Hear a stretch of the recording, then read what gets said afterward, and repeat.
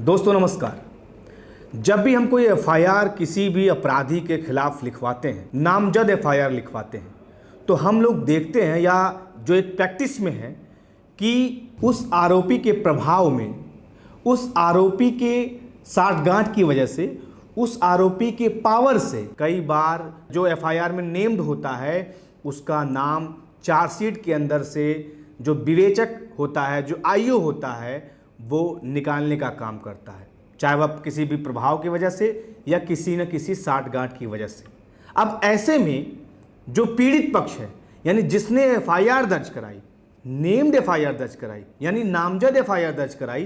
बावजूद उसके थाने के आईओ ने, उस संबंधित थाने के आईओ ने उस आरोपी के प्रभाव में, उस आरोपी के साठगांठ की वजह से, उस आरोपी के पावर से उस एफआईआर से निकाल दिया, यानी चार्जशीट में उसका नाम हटा दिया। अब सवाल ये है कि यहाँ पर हमारे पास क्या क्या ऐसे लीगल रेमेडी हैं जहाँ पे हम दोबारा उस अपराधी को कोर्ट में बुला सकते हैं, जहाँ पर हम दोबारा उसको एक तरीके से अपराधी साबित कर सकते हैं। तो ऐसे में आपके पास जो रेमेडी है वो धारा 319 सीआरपीसी, जी हाँ, धारा 319 सीआरपीसी, जो कि अब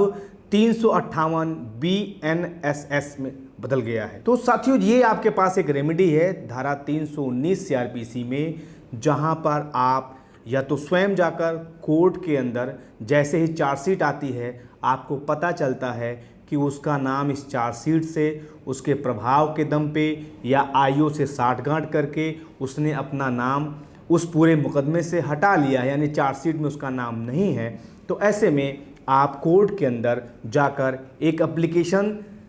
319 सीआरपीसी के तहत कोर्ट के अंदर दे सकते हैं। ये एप्लीकेशन आप भी दे सकते हैं, यानी जो कंप्लेनेंट होता है उस एफआईआर का वो भी दे सकता है। ये एप्लीकेशन जो सरकारी वकील होता है वो भी दे सकता है। अगर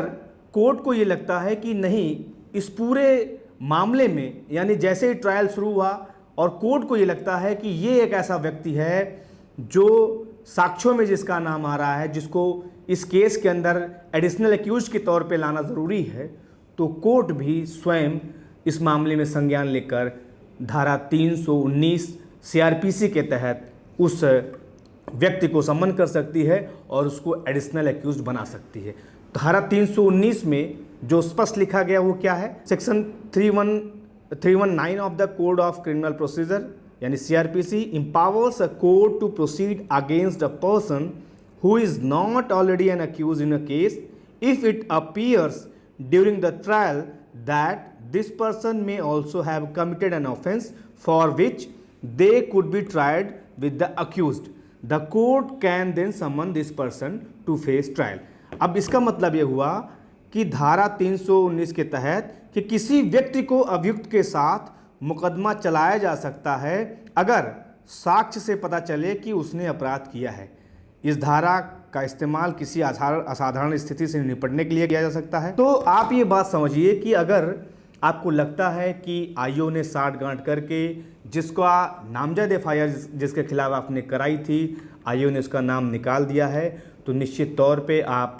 कोर्ट में प्रोसीड करके 319 सीआरपीसी के तहत एप्लीकेशन देकर अपने वकील के थ्रू, चाहे वो आपका प्राइवेट काउंसिल हो उसके थ्रू या फिर जो सरकारी वकील है उसके थ्रू, या आप स्वयं भी 319 की अगर एप्लीकेशन देंगे और कोर्ट को लगता है